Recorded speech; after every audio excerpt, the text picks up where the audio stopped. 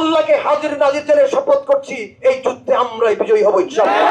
জীবন লালপুর বাগাতি পাড়া আমার, মরণ লালপুর বাগাতি পাড়া। তিনি দুর্নীতি বন্ধ করবেন, দুর্নীতি বন্ধে কার্যকর এবং চোখে দেখা যায় এমন পদক্ষেপ নেবেন। এই তরুণ প্রজন্মকে কেউ আন্ডার এস্টিমেট করার চেষ্টা করবেন না, এই তরুণদেরকে কেউ অবজ্ঞা করার চেষ্টা করবেন না। যেই তরুণ প্রজন্মের কাছে শেখ হাসিনা ইঁদুরের মতো লেজ গুটায় পালাইছে, বিড়ালের মতো লেজ গুটায় পালাইছে, সেই তরুণ প্রজন্মের সাথে কোনো চ্যালেঞ্জে নেবে না। আমরা একটু আগে গান গাইছি, প্রথম বাংলাদেশ আমার, শেষ বাংলাদেশ, জীবন বাংলাদেশ আমার, মরণ বাংলাদেশ। এটা বাংলাদেশের জাতীয় সঙ্গীত, আমারও জাতীয় সঙ্গীত, কিন্তু আমার একটা পার্সোনাল জাতীয় সঙ্গীত আছে। প্রথম লালপুর বাগাতি পাড়া আমার, শেষ লালপুর বাগাতি পাড়া, জীবন লালপুর বাগাতি পাড়া আমার, মরণ লালপুর বাগাতি পাড়া।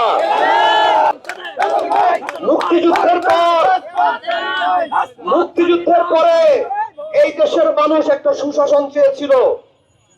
5ই আগস্টের পরেও এই দেশের তরুণ সমাজ যারা আত্মাহুতি দিয়েছিল, নিজেকে শহীদ করে দিয়েছিল, তাদের কিছু আশা ছিল, অ্যাটলিস্ট অল্প কিছু আশা ছিল। তার মধ্যে কি আশা ছিল? ঘুষ বন্ধ হবে, দুর্নীতি বন্ধ হবে, টেন্ডারবাজি বন্ধ হবে, চাঁদাবাজি বন্ধ হবে। আমি আপনাদেরকে বলে দিতে চাই, আমাদের দেশ নায়ক তারেক রহমান তিনি 31 দফা দিয়েছেন। এই 31 দফার দফা নম্বর 13, আমার 31টা দফাই মুখস্থ আছে, আমি সবগুলো বলতে যাব না, সময় নাই, খুব অল্প সময়। 31 নম্বর দফাতে, 31 দফার 13 নম্বর দফা সেটাতে আমাদের চেয়ারপারসন বলেছেন যে দুর্নীতি বন্ধ করতে কার্যকর দৃশ্যমান পদক্ষেপ নেওয়া হবে এবং এই দুর্নীতির বিষয়ে সার্বিক খোঁজ খবর রাখার জন্য একজন ন্যায়পাল থাকবে। সে অল দা টাইম ওয়াচ করবে কোথাও কোনো দুর্নীতি হচ্ছে কিনা। ইনশাআল্লাহ সেই 13 দফার ভিত্তিতে বলতেছি, যখন নির্বাচন হবে আমাদের তারেক রহমানই প্রধানমন্ত্রী হবেন ইনশাআল্লাহ। 31 দফার 13 দফা তখন বাস্তবায়ন করবেন নেতা, তিনি দুর্নীতি বন্ধ করবেন, দুর্নীতি বন্ধে কার্যকর এবং চোখে দেখা যায় এমন পদক্ষেপ নেবেন এবং ন্যায়পাল নিয়োগ করবেন।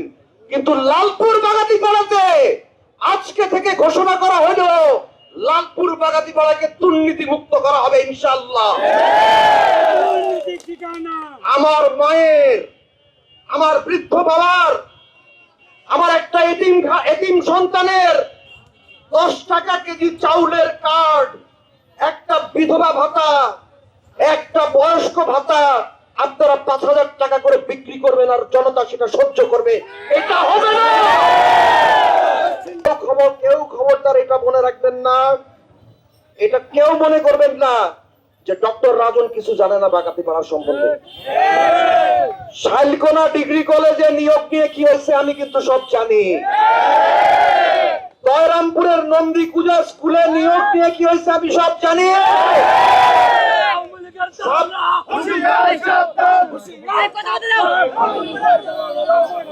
সাব রেজিস্ট্রার অফিস থেকে কে নিয়মিত টাকা তোলে আমি সব জানি।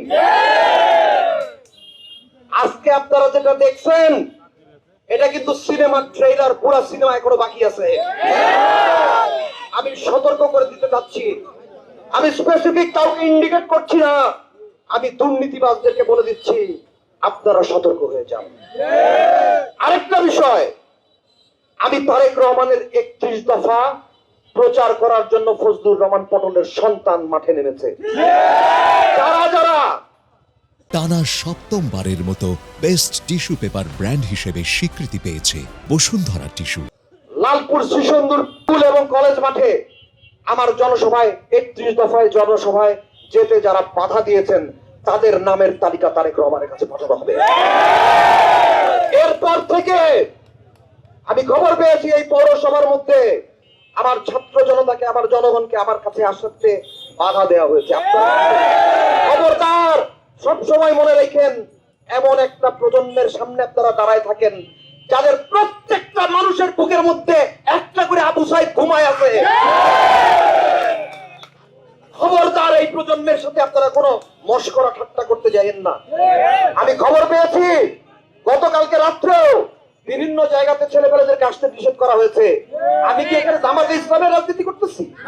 আমি কি এখানে আওয়ামী লীগের রাজনীতি করতেছি? আমি তারেক রহমানের 31 দফার রাজনীতি করতেছি। আপনারা আমাকে বাধা দেওয়ার কে?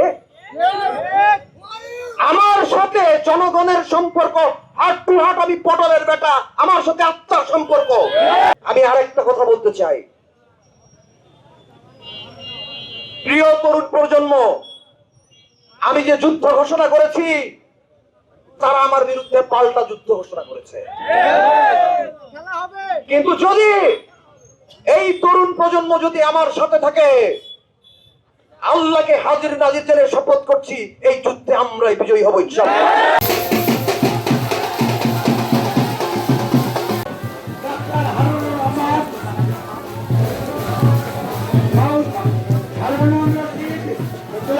ধরে রাখতে হবে, নাহলে কিন্তু পড়ে যাবো।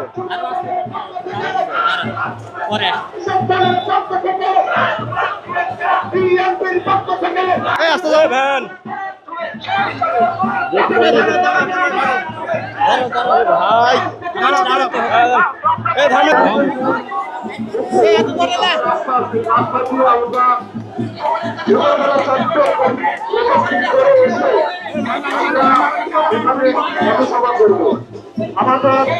ভাই, আসতে যাও, আসতে যাও।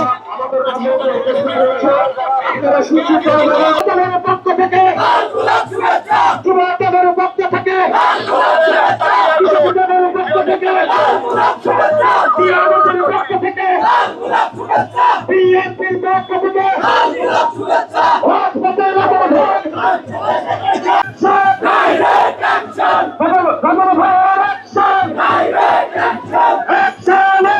কান্ডারি আগামী দিনে ফজলুর রহমানের পরিবারের কান্ডারি নেতা ভাই, সবাই সবাই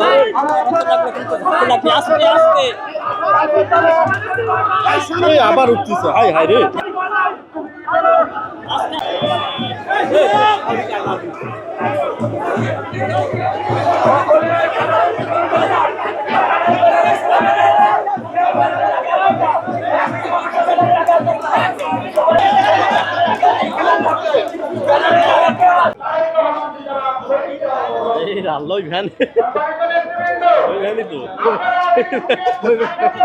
ভালো হয়েছে।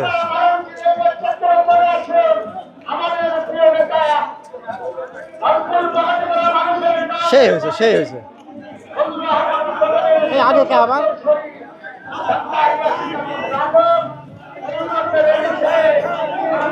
আমরা যেন থাকি অনেক।